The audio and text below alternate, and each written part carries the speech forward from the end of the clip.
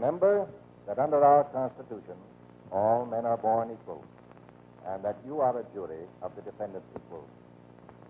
Many points were brought up by the district attorney to which the counsel for the defense rightfully objected. Questions of that description may create bias against the defendant. Such bias, which unfortunately cannot be forgotten, must be carefully guarded against in your verdict. The evidence brought out by the prosecution is of a circumstantial nature. You must therefore decide, was the defendant, Cassidy, beyond a reasonable doubt at the scene of the crime when the deceased met his death? The subsequent evidence is also circumstantial, and again you must decide if those events, those exhibits which you have seen, can be a series of coincidences or absolute proof of the defendant's guilt. Keeping these things in mind, you will now retire and consider your verdict. Everyone will remain seated until the jury has retired.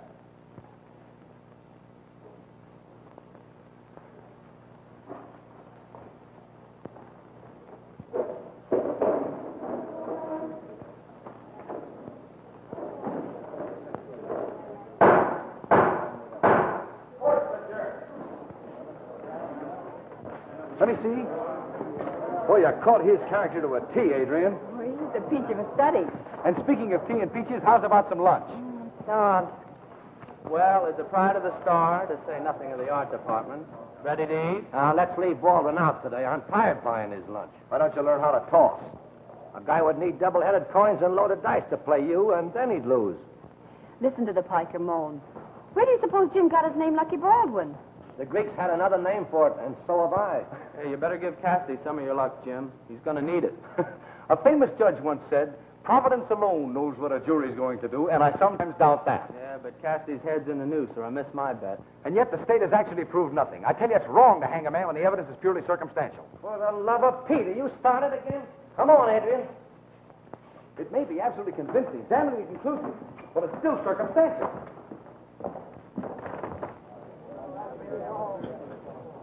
Here's a sugar spike. Sugar? Coming up. Very good. Very good. You know, where it's even possible that somebody else could have committed the crime, life imprisonment should be the limit. A blind dope could see that Cassidy is guilty. But that is not Jim's point. The man could be innocent. Well, that's what juries are for. And if they find him guilty, it's up to the judge to hang. And that's what I object to. Oh, get a soapbox. You've gone bugs on the subject. Yeah, why lose your head over an execution? Yeah, I guess I am a bit loony on the subject. Uh-oh.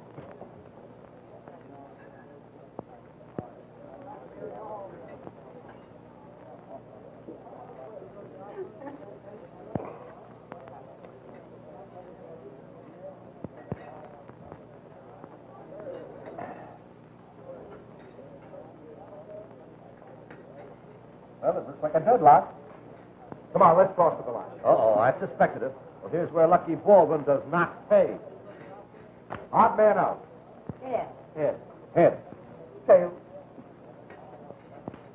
Tail. Head. Tail. Looks like you and me, Adrian. Lend me your lucky coin, Jim. No, you don't. You call. No, heads. Yes, it is. Looks like I'm elected. Oh, no, you don't. No, you don't. We heard Spike the first time. What do you mean the first time? I can change my mind, can't I? Providing you have one. Ah, baloney. Come on, I'll shoot you some food. Okay. Oh, give me that thing. Come Oh, on. no. Don't you know the woman always pays? Well, we'll make this the exception that proves the rule. Oh, but I'm not an exceptional woman. Well, I think you are. Ouch. I left myself wide open for that one.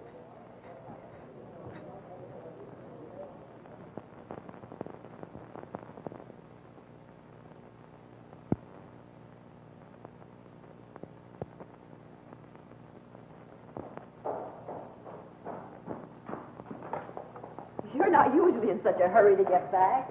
Well, I'll tell you. I got some serious talk for you, young lady. And after all, where is a better place for calling than a courtroom? I feel strangely interested. Proceed. Will you be serious for a minute? You know, you seem to be the only one in the world who doesn't know I'm in love with you. Well, how could I know? You never mentioned it. I thought women were supposed to have intuition. Well, there were times when I may have suspected it. Ah, you did not. But then I said, no, not Jim Baldwin, not that dyed-in-the-wool bachelor. Say, are you trying to kid me out of proposing to you? No, I'm trying to kid you into it. Do you mean that? Remember where you are. Well, sure. But didn't I say that a courtroom was the place for courting? Well, what's the matter? Didn't you like it? Yes, but I was thinking of something else. Well, that's fine. You're very fond of Fred Stevens, aren't you? Certainly. Why? Well, he proposed to me last night and I refused him. Fred? Yes, do you think it'll make any difference? Well, I knew the guy liked you, but I had no idea it was serious. So you turned down a guy with national fame for me? Oh, you're worth a dozen columnists. Oh, no. Fred's a sweetheart if there ever was one. We'll have to tell him when we go back to the office. Here comes the jury. They must have reached a verdict.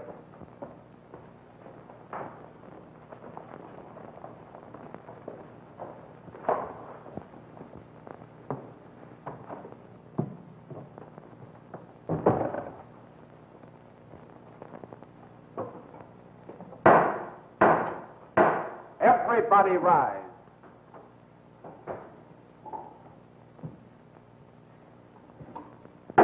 Be seated.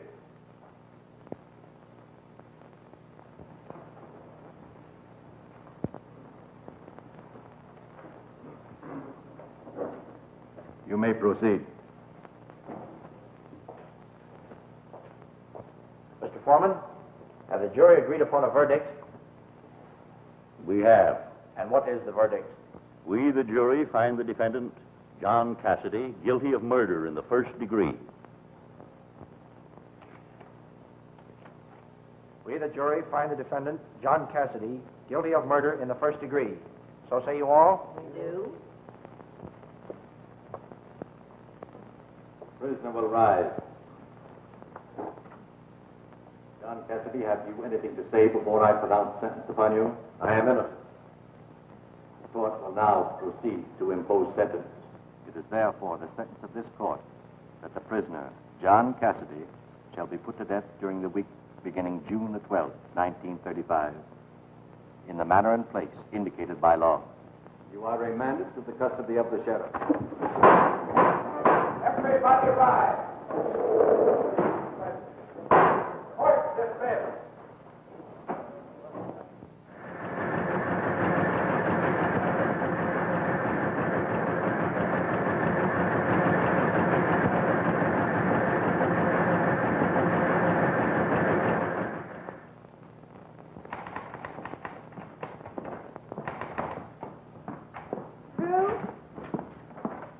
Shall we go in and see Fred now? Might as well. He's got to know sooner or later. Take our troubles to Mexico. Such is not the case. It's Reno.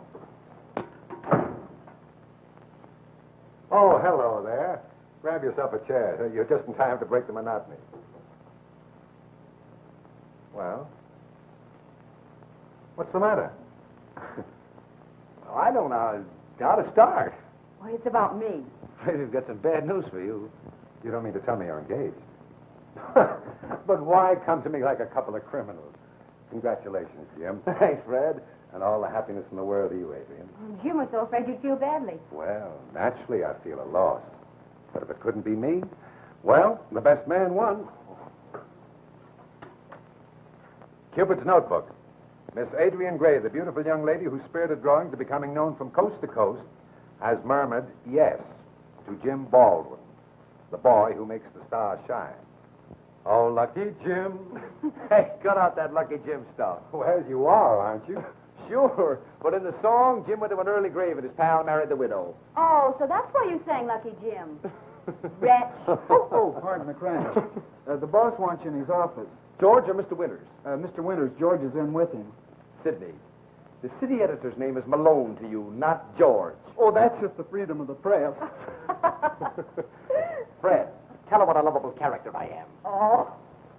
Oh, Adrian, I'm very happy for your sake. Thank you, Fred. I'm going to try it. That's what I want Baldwin for. Good evening, Mr. Winters. Well, did you get the Cassidy case out of your system? Not quite. I'm working on a special for circumstantial evidence. Oh, still harping on that, eh? Jim, I was just telling George about a new plan of mine. But before telling you, what do you say to a little drink? No, thank you. I'm on the wagon. What? I want to save my money. When a reporter goes on the wagon, it's news. And when you want to find the cause, seek the woman. Well, you won't have far to look. It's Adrian Gray. Well, congratulations. Thank you, sir. A reporter's got no business getting married. Well, you did. That's why I know. Married life isn't always easy, Jim. We only get out of it what we put into it. The best I can wish you is that you'll be as happy as Mrs. Winters and I have been. Thank you again, sir. Now, this calls for a little celebration. I'll send for Adrian. Ask Miss Gray to come in. Would you mind asking Fred Stevens also? And Mr. Stevens. You know, I always thought Stevens had his eye on Adrian. Well, that's why I wanted you to ask him. I mean, we've told him, but I don't want him to feel that he's left out. And won't Mrs. Winters be thrilled? You know how women are over weddings. I'm afraid she would have favored Fred. Oh, no, she's very fond of you, too. I know she'll want to give a party to announce your engagement. My very best wishes, Adrian. What's this? What's this? Oh, goodness, does everyone know already? Who's been doing all the broadcasting? Well, I said I was going on the wagon, and George had such a fit, I had to tell him my reason. Yeah, he had to tell. Deeply shameful, I suppose. Yeah. Hung his head like a turkey gobbler. Well, here's my sympathy to both of you. Just ignore him. I asked you in to wish you both every happiness and prosperity. That thing around the corner. Yes, George, the corner they both decided to turn to a happy future. Thank you.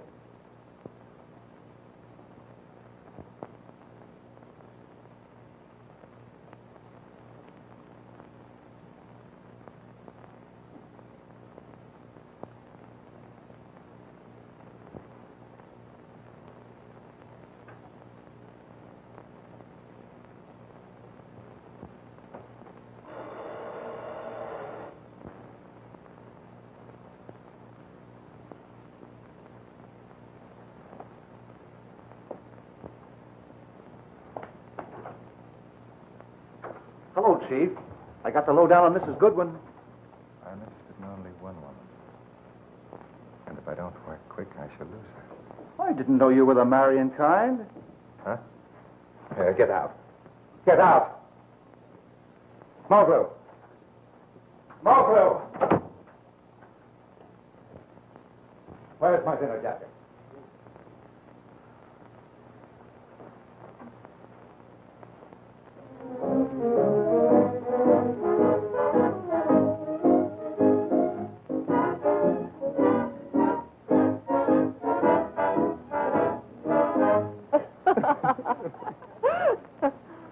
Adrian, you look so charming. I'm not surprised Mr. Bowen can't take his eyes off you. Oh, you're wrong, Mrs. Winters. I was just wondering how much these gowns cost. You know, in the future, I'll have to buy them. You will not. Do you think I'm going to stop drawing? The only things the wife draws are checks. Oh, hi. Well, I'll leave it to any married man in this room. Will you get a wife, Spike? I'm afraid the only thing she'll draw will be a blank. Oh, yeah? Glad to punch you. Oh, thanks, kid. I don't know what we'd do without you, darling. Oh, it's the same in the office. I often wonder how they got the paper out before I went to work there. You want to know a secret, Sid? We were always late, but then we got the latest news, and that's what made us famous. Now I'll tell one. Excuse me, please. Here at last. Trying to be fashionable or pretending that you're overworked? Hello, Fred. What kept you? Oh, garnering gossip. Oh, about the perennial frailty of woman. Did you say frailty? I think the modern woman shows a lot of backbone. We pay him money for things like that. Fred, come to my sitting room a few minutes.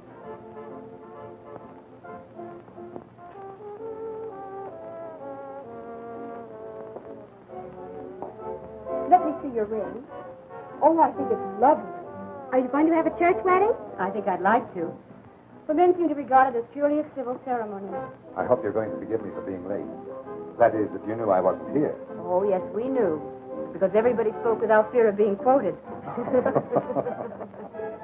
But listen, George, we can have the whole country talking about the star. Every other paper quoting it. I'm looking for my wife. Then there must be something wrong with you. Oh, you don't know her. She's pretty as a picture. She's French. Come on, let's go someplace where we can talk without being disturbed.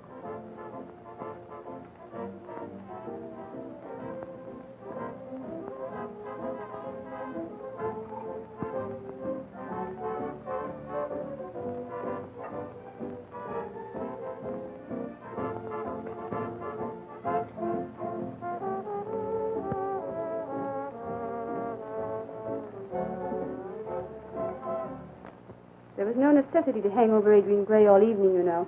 My dear Bernice, she is the guest of honor. I have to pay my respects. Respect. Ralph said he thought you were in love with her. Husbands are easily deluded. Under the circumstances, that's just cheap vulgarity. Oh, I see. Bad morals are forgivable, but not bad manners.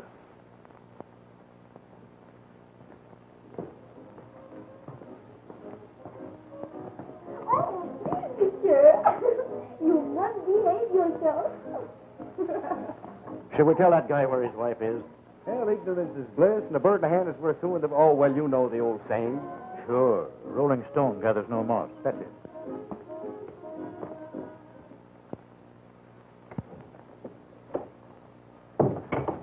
Oh, I beg your pardon, Mrs. Willis. I thought this was the dressing room. No, that's perfectly all right. We were just discussing that etching I bought today. Fred considers himself an authority, but I'd like your opinion. It's a Renee, isn't it? Yes, at his worst. He is usually more decorative than good. No, you are critics. Well, I like it. Now run along, Fred. Adrian wants to powder her nose. But don't put that in your column. Powder doesn't interest people. They want dynamite. Come along, darling. Go easy with the propaganda first. Hit him with cases in history where justice is miscarried. That'd be good stuff for any paper. Hey, can't you fellas stop talking shop for one evening? Nobody can stop Jim when he gets on his favorite subject. Mr. Winters, we have to put an end to the death sentence on circumstantial evidence. Well, there's very seldom are the murders actually seen. Certainly. But there can be other proofs. Circumstantial evidence is no proof. The name itself admits that. And death is too final. It's supposed to be. But when a mistake has been made and the innocent man is in jail, the state can do something to rectify the injustice. But what can you do when the guy is dead? Well, he has an argument. Take a recent case where a man was in the penitentiary for 12 years before the real murderer was found. Did the state apologize? It made generous amends. It could because the man was alive. Then again, take one of the most famous cases in history, the case of the Lion's Mail. Yeah, I can just remember Sir Henry Irving playing it. There never was a tighter chain forged around any man. The real murderer and the accused might have been twins. They dressed alike, even to the exact buttons on their coat. Endless incriminating circumstances dovetailed into apparent proof that sent the doomed man to the guillotine. Another innocent victim of circumstantial evidence. Jim, let me think about it. It would be a great boost to the circulation of the Star. We certainly start people talking. Yeah, and thinking. Fred, come here. I've got an idea. And is it a honey? It'll make it twice as famous. How? Your name will be on everybody's lips, and the circulation of the Star will double. Suppose you come on down to earth. Now, what do you want me to do? Disappear. We'll stage what looks like a murder. Why? Then I'll be tried and sentenced to hang. I don't see what you're getting at. I want to build up a case of circumstantial evidence against myself for your supposed murder. Huh? Then you'll show up, and that'll prove my point, and end capital punishment on circumstantial evidence. It would never work. Somebody would be sure to give us away. No one will know. We won't tell a soul. What is your plan? Well, first we'll pretend to quarrel, and everybody will think it's over Adrian. I could have thought of a better scheme myself. Let's start it now. The setup is perfect. We can work on the other details later.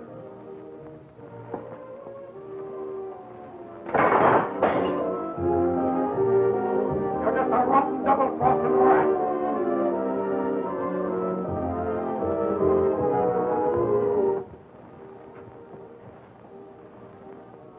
Adrian knows you're nothing but a muckraker.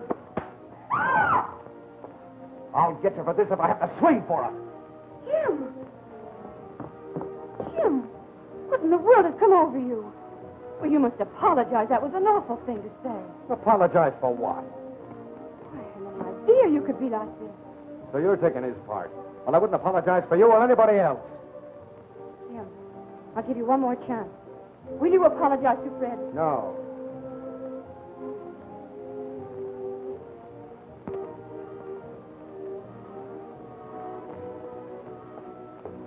Oh, now, wait a minute, honey.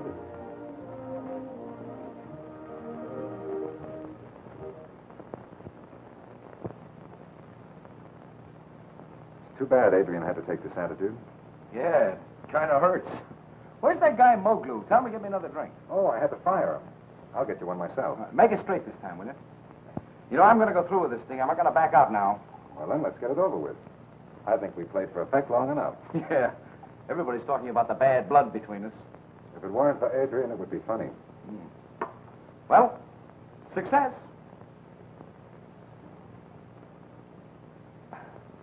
Well, I'll run down to the office when you come in with the glad tidings. Some actors, we ought to be in pictures. Yeah. So long, Barrymore.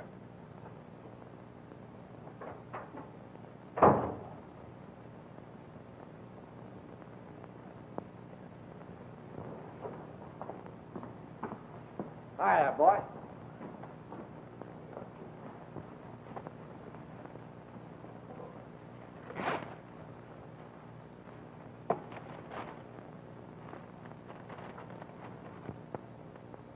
Is there a brewery in the neighborhood? No, but I think Jim's buying one on the installment plan. Getting any dope for the boss? Plenty. What's the idea of the gun? Ooh, I've been to some pretty queer places lately. Is that the only reason? Sure. What other reason would there be? You don't think I'd bump myself off over a gal, do you? No, but we all heard you threaten to get Stevens. Well, maybe I will yet. But don't worry. When I do, I'll have a good alibi. Ah, slaves, behold the newest member of the landed gentry of America. That's nothing. My father's a member of the Woodmen of the World. Now I know where he got the material for your head. Now, what about this landed gentry stuff? Wait till you see my country estate. Ah, Adrian, Squire Stevens at your service. Squire? Oh, yes. I just rented a lovely place in the country. Adrian, could you give us a cartoon of Stevens as a country gentleman? That would be a laugh. Omit the country and it'll be a bigger laugh. You said a mouthful.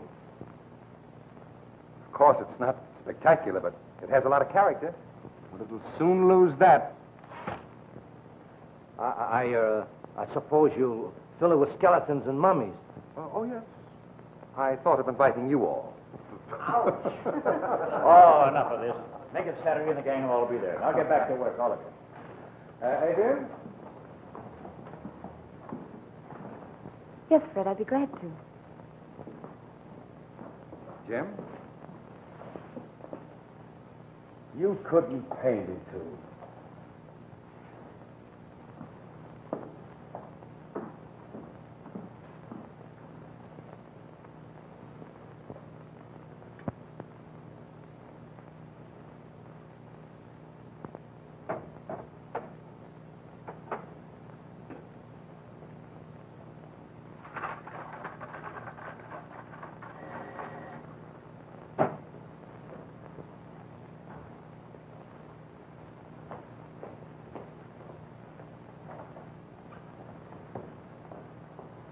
This is very indiscreet. I'm giving a party tonight. Why didn't you answer my last note? That's another indiscretion. You seem to have a sudden concern for my reputation. My dear Bernice, why is it a woman can't reach the end of a liaison gracefully? Because when a woman begins a love affair, she feels somehow there'll be no end. Well, now you know there is. Oh. And after all that I've... Oh? Well, that's easily rectified. First, here's the watch. Here, quick, this way.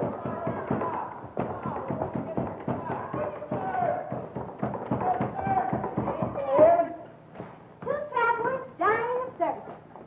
Welcome. Did you have any trouble finding the place? Half-mile past the gas station. Here we are. 6.5 roadhouses, exactly. Pardon me, but what's half a roadhouse? Well, we only saw the front of the last one, and you said it was a flop for want of backing.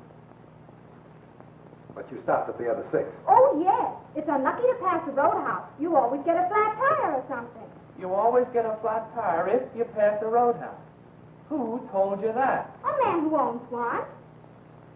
Well, I'm going to have a drink. I don't know what you guys are going to do.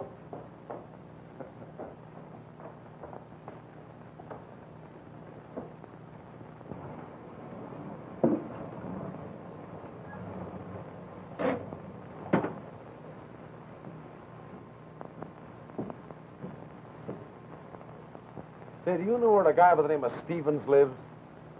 Yes, half a mile down the road. Say, you're the second car that's been in here tonight asking for him. Yeah. Was it a woman? I'll say. Class to her. Driving a special job that must have cost 10 grand. Yeah, he knows them all. One of these days, he's going to get his.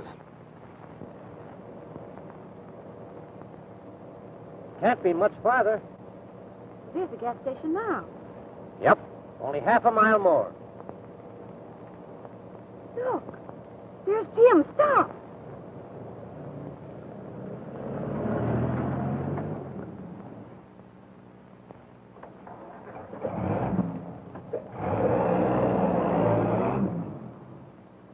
It looked like his car. Or what he wouldn't come within 100 miles of this place. Oh, I don't suppose so, but I could have sworn it was he.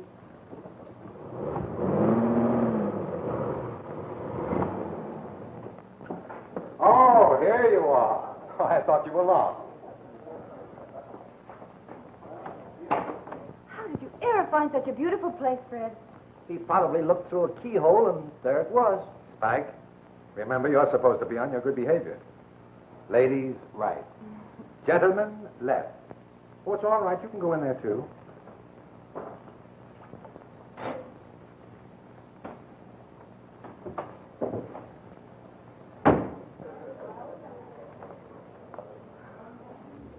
I'm sorry Jim didn't change his mind and come to the party.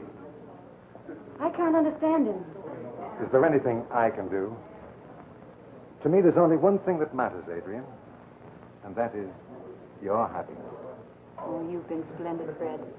I don't think there's a jealous thought in your whole makeup.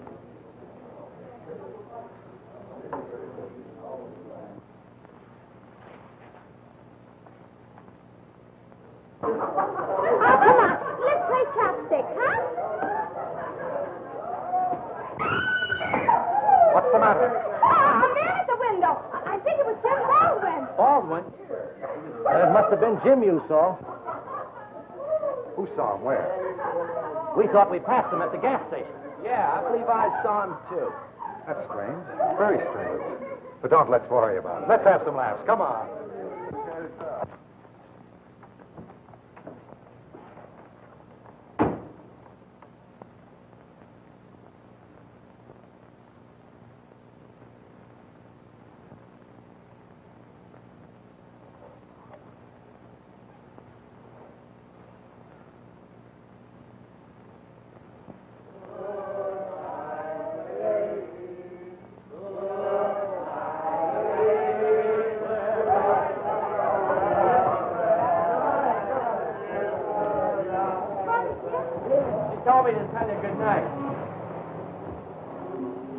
Good night, Fred.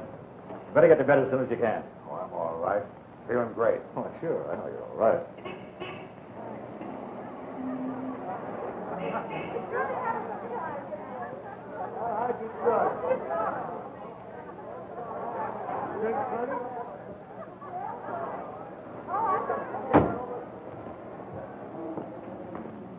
Do you think we should leave Fred in that condition? Sure, he's all right. Come on, let's get going. We've had a grand time, Fred. You know, my only regret, Are you sure you're all right, Fred? Wouldn't you like Spike to put you to bed? I feel insulted. Out upon remember you're driving the most charming girl in the world. I guess you're not so drunk at that. Good night, Fred. Good night, Fred.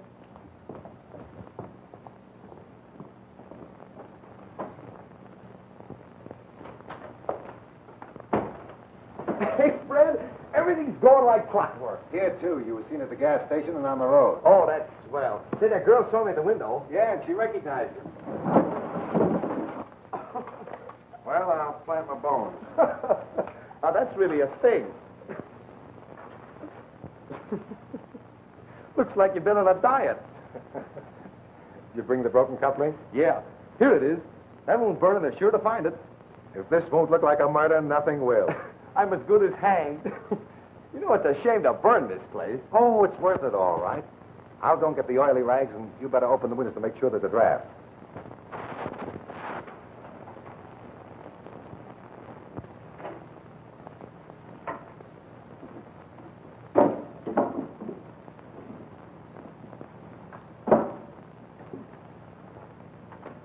You better beat it, Jim, so there'll be no chance of our being... And if by chance you want to get in touch with me, for heaven's sake, don't forget my name. John Blythe, Palace Hotel, San Francisco. Don't worry, I won't. So long. So long, Jim. I'll see you in jail.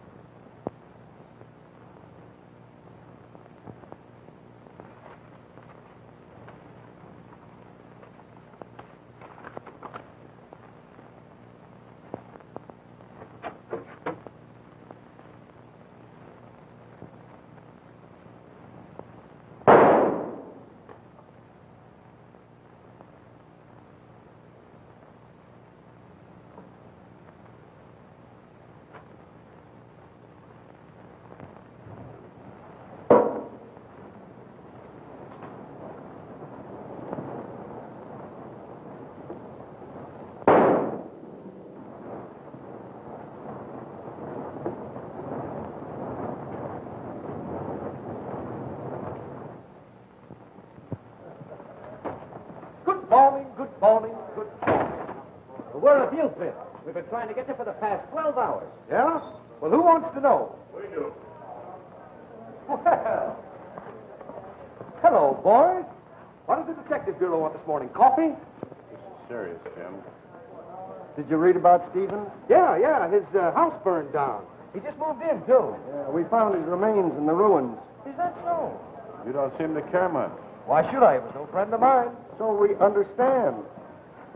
Stevens was murdered, Jim. Well, that wouldn't surprise me either. You were seen around there last night. You're trying to pin this on me, you're crazy. Sit down, take the load off your mind.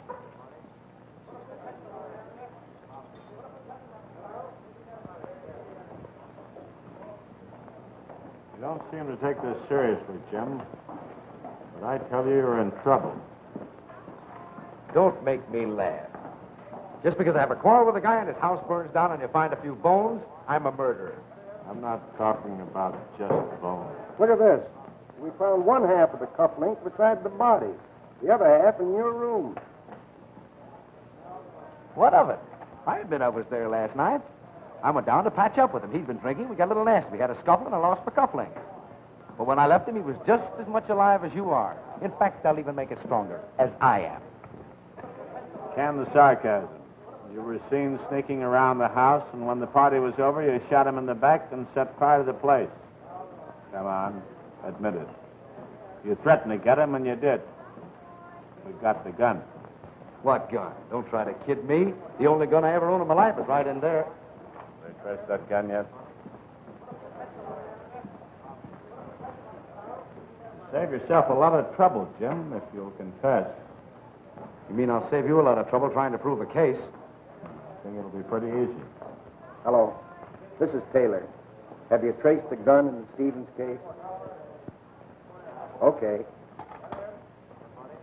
The gun was bought by Baldwin 10 days ago. That was just after he threatened to get Stevens. So you found my gun? He didn't tell me about that. What's that? Oh, nothing. And I suppose you found the bullet lodged in his brain? No, it went right through him. We haven't found it. Well, that gives me some hope. Yeah, but not much. Jim, I think you better come along with us. I hope you boys will sweep out a nice room and bath for me. You got me beat. I didn't think you were a tough mug like this. Say, an innocent man has no right to fear the law, right? That's right. Right. Well, then let's go.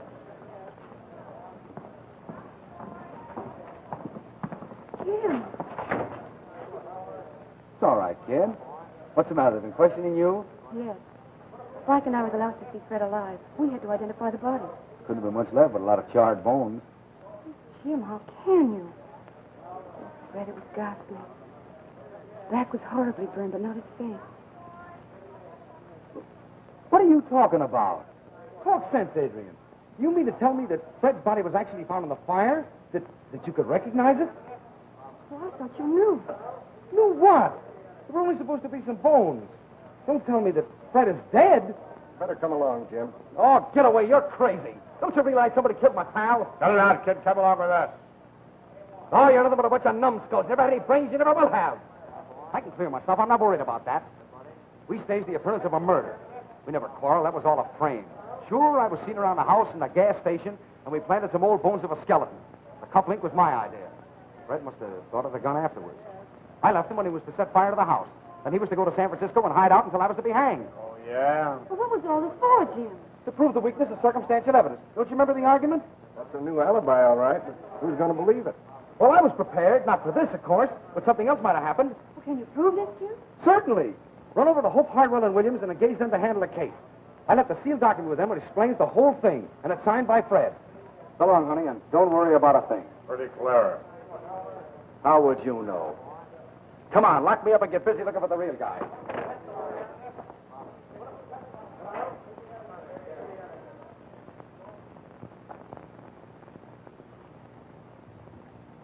Ladies and gentlemen of the jury, this is the cleverest, the most diabolically conceived crime in the annals of criminal history. You have heard the extraordinary defense of the accused, the devilish cunning with which he obtained his victim's signature to that now famous document.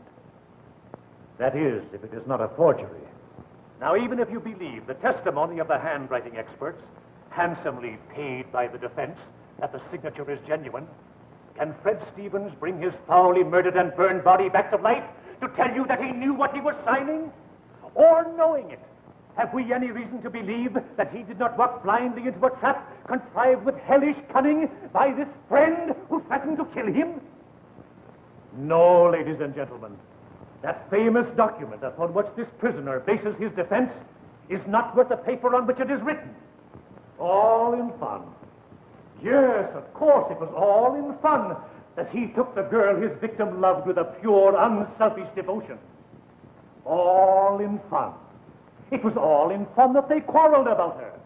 He asks us to believe that so that he can prove that you and you and you are mental incompetents, that the juries of our nation are incapable of distinguishing between guilt and innocence.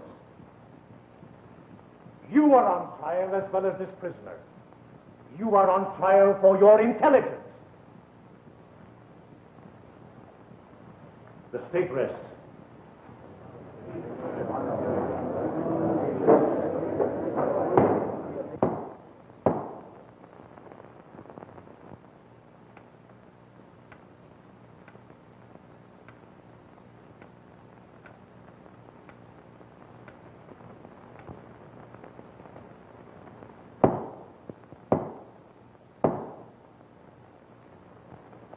The prisoner will rise.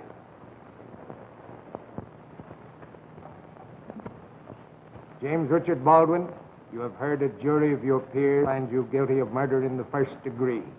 Anything to say before I pronounce sentence upon you? Your Honor, there is only one sentence you can impose. But before you do, I beg the courtesy of the court. In spite of all the circumstantial evidence I built up to prove a point, I am innocent. It was a stunt, an attempt to jolt people into realizing the viciousness of this kind of evidence. And I still hope it's going to work. It seems a strange time to say that I'm happy, but I am. I'm very happy over the faith shown by my friends. And I know that one at least will never let up until the actual murderer is brought to justice. Two things must be changed. First, the elective office of district attorney, where regardless of justice, it becomes the politician's sole object in life to obtain convictions, whether they're right or wrong. Justice has no place in the DA's thoughts, only convictions. And through convictions, publicity and political advancement. And the second is the change in the penal code, making it impossible for an innocent man to be sent to the scaffold. If these things are done as a result of this trial, well, then I won't have been a total flop. That's all, Your Honor. The court will now proceed to impose sentence. The defendant will be put to death during the week beginning October 18th, 1935, in a manner and place prescribed by law. You are remanded to the custody of the sheriff. Court dismissed.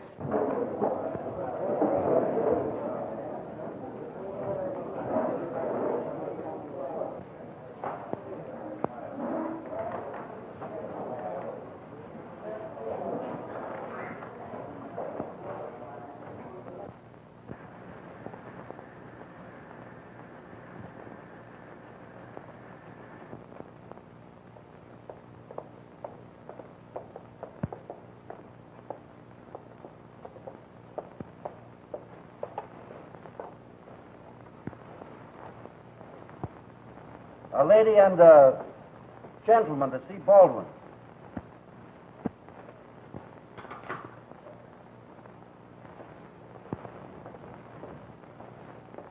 Someone to see you, Baldwin. Oh, tell him I'm not home.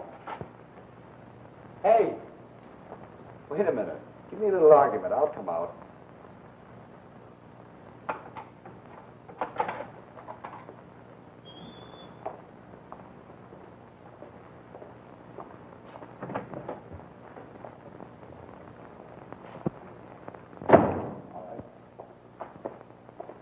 Adrian. Good old Spike. How's the sour stomach? Okay, Jim. Jim, we filed an appeal. And it won't be long now. And Mr. Winters is getting the best detectives in the country. And we're doing some investigating ourselves. I've been doing a little figuring, too. You know, all I do in here is eat and sleep, and Well, I figured if I ate enough, I'd get too fat, they wouldn't be able to get me through the doors. If you get too fat, I won't love you. And I'll go on a diet right away. Make a note of that, guard. From now on, lamb chops and pineapple. Yeah. Don't lose your sex appeal. Or any other kind of appeal. And when is that motion for appeal going to be heard? Next Monday. Say, did you find that muggloo, that slant-eyed servant that Fred used to have? No, but we will. He disappeared very mysteriously. You know, I can't figure it out. Somebody must have bumped Fred off by mistake.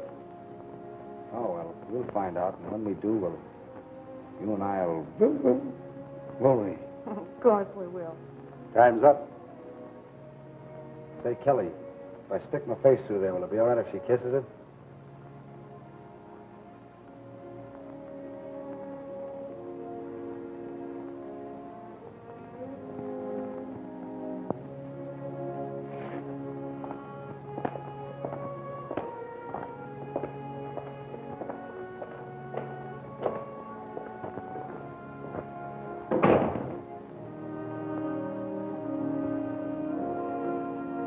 Come on, kid.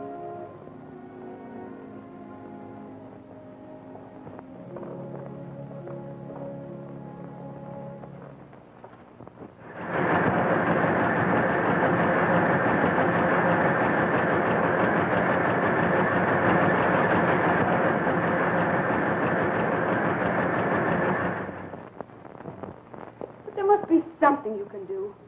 Surely you could spare the life of a man against whom no crime has been proved. We've gone over all that, Miss Gray. Has any new evidence been uncovered? But what can I do? Mr. Winters has tried to hire the best detectives, and they won't even take his money. His is a sadly misplaced friendship. He's offered me every inducement that a publisher can offer a politician to commute the sentence. But I can see no extenuating circumstances. One more week. I'm sorry, Miss Gray. Oh, please, please, not tomorrow. Kindly escort Miss Gray to her car.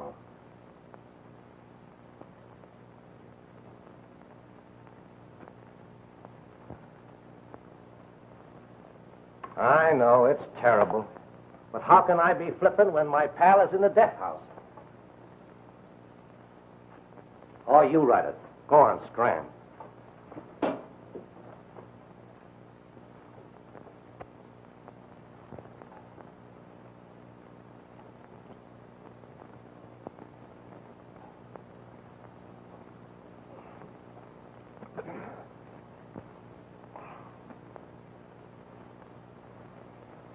Mr. Harris to see you. Harris? Harris? That's me? I'd like to have a little talk with you. All right, that'll be all. What's on your mind? Well, I never had the pleasure to meet you, but I was an old friend of Stevens. You were? Well, I don't recall Stevens ever having mentioned you. He wouldn't. I'll tell you why.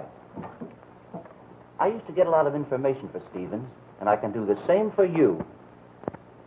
Where do you suppose Stevens got all his jack? I'm afraid I... So that was it. And there was a side to Stevens I didn't know. There were sides of Stevens that nobody knew. Did you ever see that Ammonite servant of his? You know that guy they called Muggy or something like that? Oh, yes, yes. We tried to find him. See, we thought he bumped off Stevens? No. He was too scared. Guess you're right. Now to get back to this racket. Who was Stevens' last victim? Well, the last big one was Mrs. Charlotte Goodman. I got the dope on her. Jacob Goodwin's wife?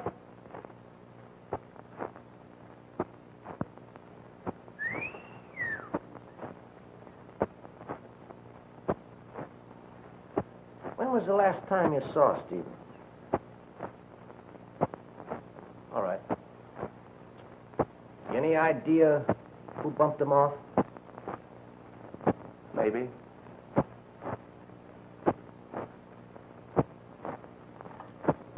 Have a little drink? Now, just what was the lowdown on this Goodwin dame?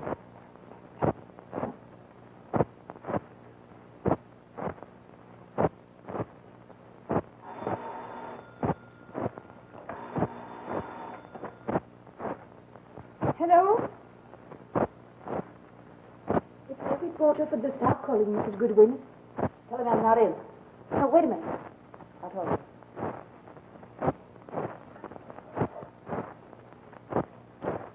Mrs. Goodwin speaking. This is Mr. Horton speaking. Mrs. Goodwin, it'd be to your advantage to get over here just as soon as possible. Hello? Hello?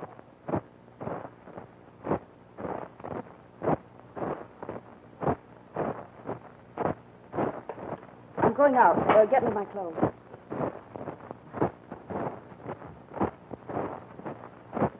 Mrs. Goodwin to see you, Mr. Horton.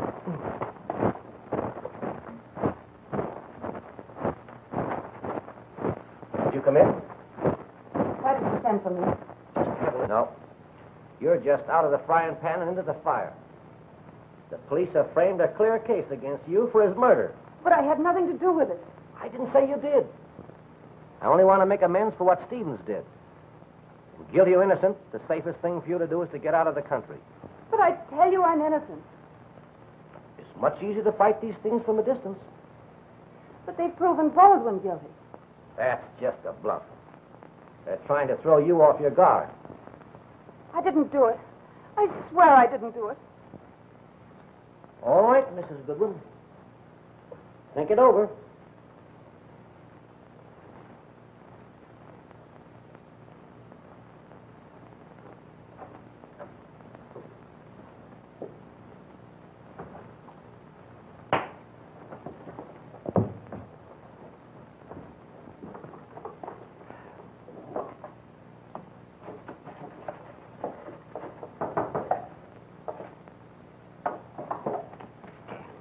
Come in. Why didn't you say it was you? I was just about to have a little snifter.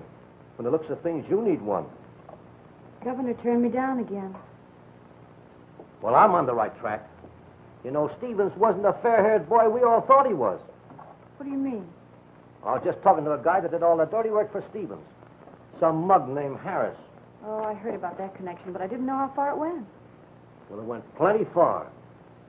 Stevens' men were out to get Jim. He told Harris. His latest victim was Mrs. Goodwin, and I think she did it. I've got a couple of the boys on her trail, and if she makes a break to get away, they'll grab her. Where in heck is that bottle?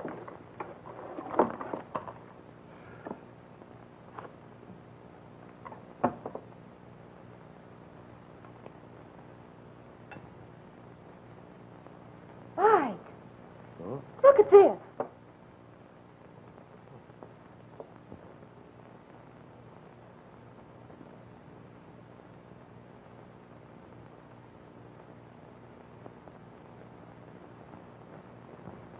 B.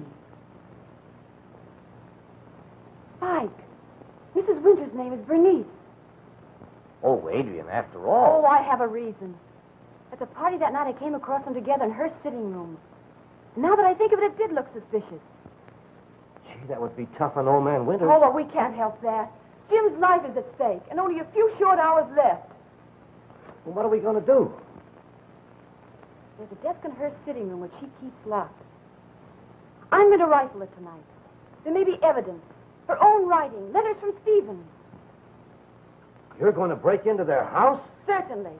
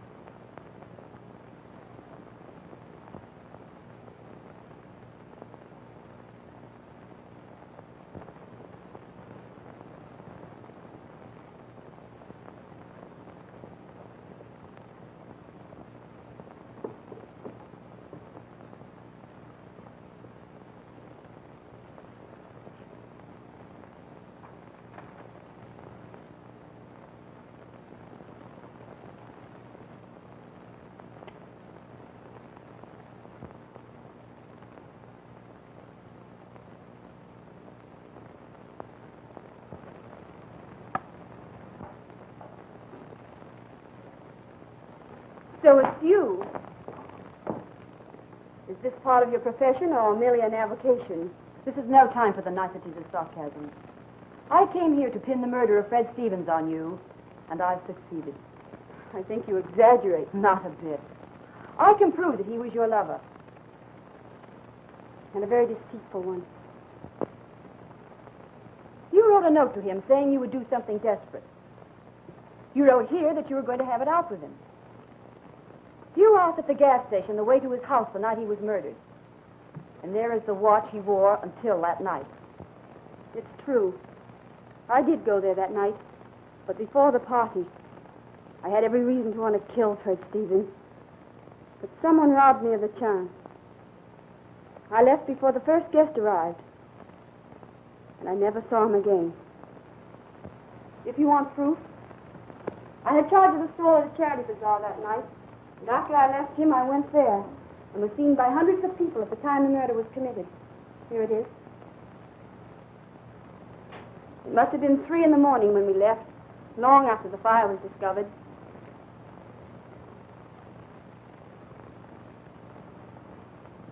I've been perfectly frank with you, Adrian, because it is best. But I want you to guard my confidence. I know, dear. It's ghastly. Oh, good evening, Mr. Winters. Good evening, you two. Hello, my dear. I met Mrs. Winters in the elevator, and she asked me to come up. I suppose it was because I looked so miserable. But I can't help it. That was very nice of you, Bernice. The strain is turning on all of us. Let's go into the living room. I think a drink would do us a lot of good.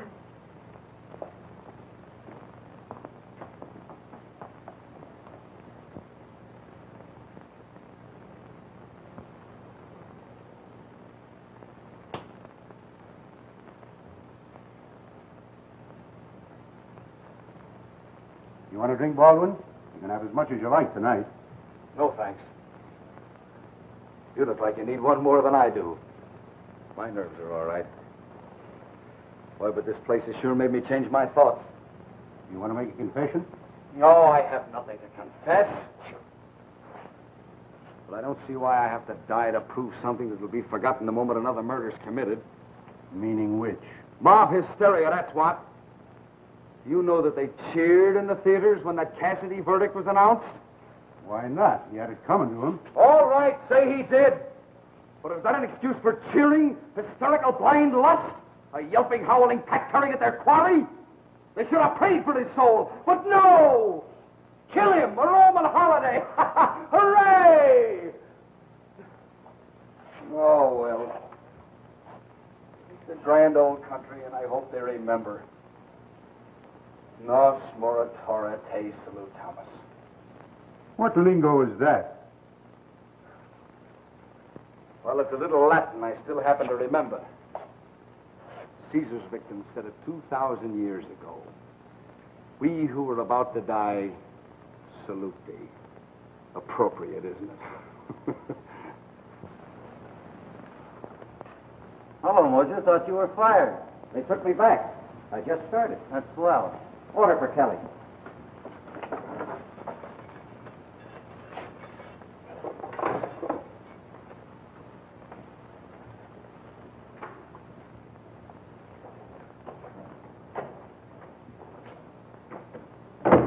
Hello, Kelly.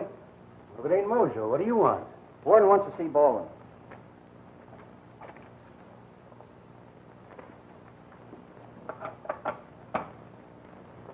Come on out. The warden wants to see you. Do you think it's a reprieve? It might be, but I don't think so. The warden doesn't send for a guy to tell him that. Thanks. Get going.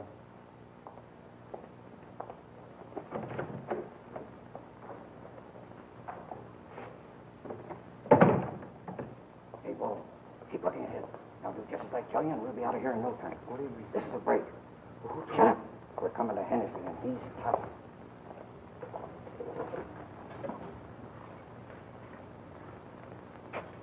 What are you doing with Baldwin? Warden wants to see him.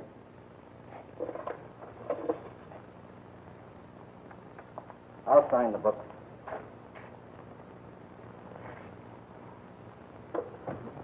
Let's go.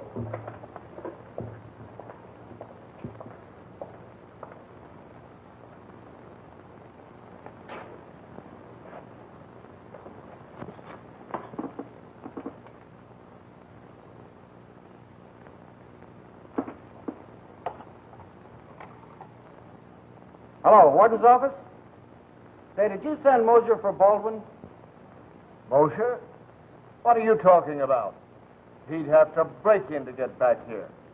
Well, that's what he did then. And now he's breaking out with Baldwin.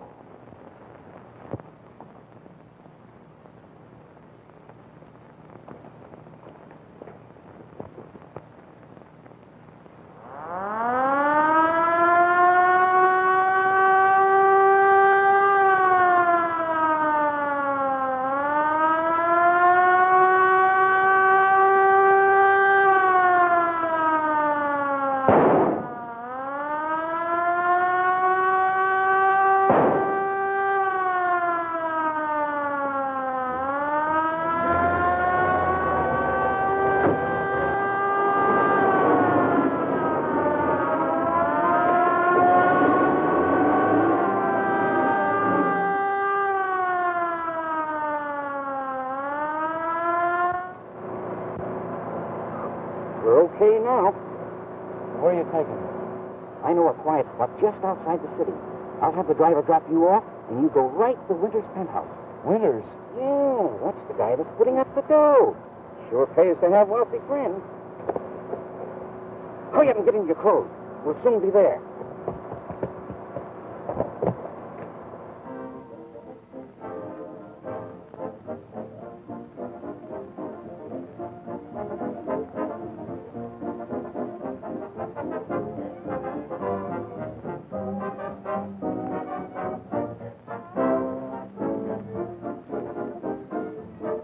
Ralph, dear, that is hardly suitable music. Adrian especially is in no mood to listen to jazz. Oh, I didn't even hear it. I've been thinking. There must be something we can do. If Mrs. Goodwin is guilty, we must delay the execution until we can prove her guilt. Newsflash. Pardon the interruption, ladies and gentlemen, but we have just received the following dispatch from the Press Radio Bureau. Baldwin, the murderer, escaped from the State's Penitentiary tonight on the eve of his execution. Further details in the late edition of the news. He's escaped. Oh, I must find him. He'll need help. Jim's on his way here. Was it your plan?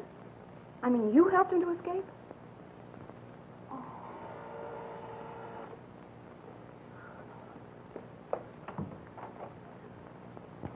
It worked. Mrs. Goodwin made a break for Europe, and they grabbed her. We'll have her confession any minute now. Oh, Spike, Jim has escaped. No. Yes. And if Mrs. Goodwin confesses, he need never go back.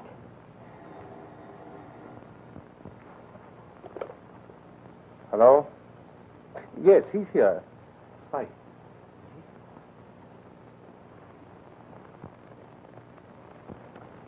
Mr. Horton speaking. Aye, you dumb cluck. Mrs. Goodwin wasn't even in the state the night Stevens was murdered.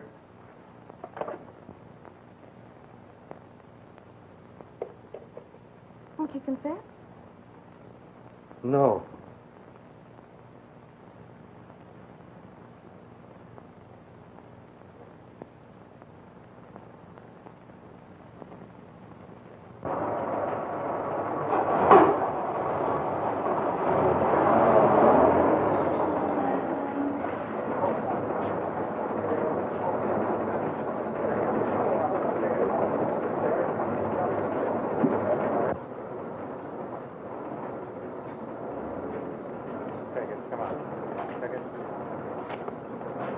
Taking a little trip, Mosier?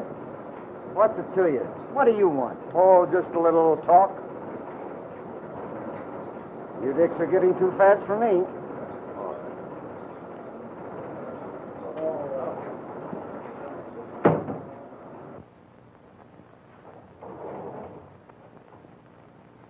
Jim! Jim! Oh! Oh! It's okay, honey. I'm out. That's the main thing. There's not a chance of them following me here, thanks to Mr. Winters. There's no use in me trying to tell you how grateful I am to you, sir. Everything went out as arranged. Perfectly. I think you'll be safest here until the first hue and cry is over. After that, we can arrange to smuggle you out of the country. Oh, but the important thing is to prove his innocence. And if we fail, well, they'll never take me back there. Oh. You're lucky, Baldwin. How's the old dyspepsy? Say, you know that bird, Stevens? Must have been an absolute Jekyll and Hyde. Why, any one of 100 could have had a good reason to bump him off. Yeah, but only one did it. We got to find that one before the cops find me. That's right.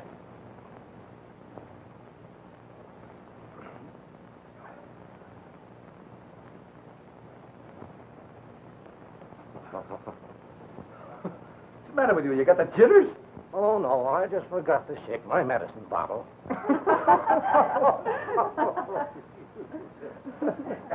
Hello, Jim.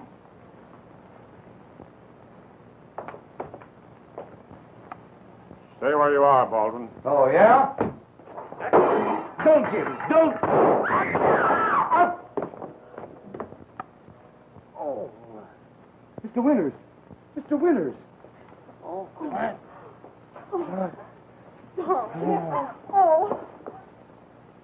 Ralph. Ralph. Someone get a doctor. Too late, my dear. Come on, Baldwin. Officers, you got the wrong man. I shot Stevens. Ralph, you're delirious. You don't know what you're saying. He didn't do it. Don't believe him. It's a noble thing to give your life for a friend, Mr. Winters. But you're just taking the rap because you're dying. We'll send up a doctor. Come on, Baldwin. Wait. That's no use. There's always a motive for a murder. We've proved Baldwin. I killed Stevens. You know what you're saying. You're branding yourself as a murderer. Why should you kill Stevens? But there is a motive. She's right. I am the motive. I didn't think my husband knew. Bernice. Bernice, Don't. everything's all right now. If Jim will forgive me. Jim, I never thought anyone would be accused. It's all right. I understand. Oh, don't. Don't worry, Mrs. Winters. The doctor will be up in a few minutes. Okay, Chief. Take it easy. Well, Jim, you proved everything you said about circumstantial evidence. Yes. But the cost was too great.